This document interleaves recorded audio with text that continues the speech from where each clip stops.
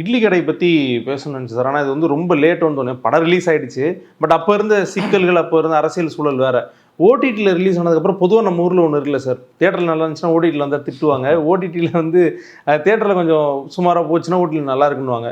இட்லி கடை வந்து ஓடிடியில் ரிலீஸ் ஆனதுக்கப்புறம் இது ஒரு நல்ல படம், பார்க்க வேண்டிய படம்ன்ற அப்ரிசியேஷன் வருது. நீங்கள் எப்படி பார்க்குறீங்க தேட்டரில் மிஸ் பண்ணிவிட்டு ஓடிடியில் கொண்டாடுறத? இல்லை, படம் ரிலீஸ் பண்ணும்போதே நம்ம பேசுனது தான் சார். இட்லி கடை நல்லா ஃபீல் குட் ஃபிலிம், நல்ல அருமையான ஒரு படம்.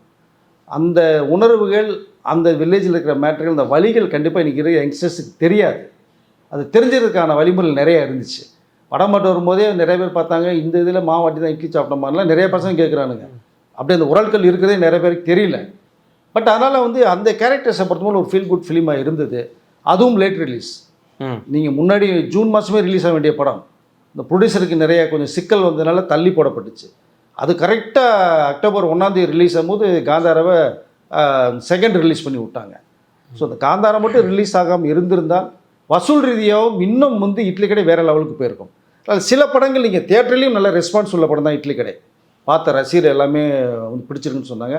நல்லா அருமையாக தனுஷ் பண்ணியிருந்தாங்க. ஒரு டைரக்ட் டச் ரொம்ப அருமையாக இருந்தது. ஸோ ஓடிடியில் வந்ததுக்கப்புறம் அந்த படத்தை பார்த்து ரொம்ப கொண்டாடுறாங்க. ஏன் இந்த படம் பெரிய அளவு ஓடலைன்னு சொல்லிட்டு இருக்காங்க. ஸோ நல்ல படங்கள் சில நேரங்களில் சில சந்தர்ப்பங்கள் இந்த மாதிரி மிஸ் ஆகிடும். அப்படி மிஸ் ஆன படம் தான் இட்லி கடைன்னு நான் சொல்வேன்.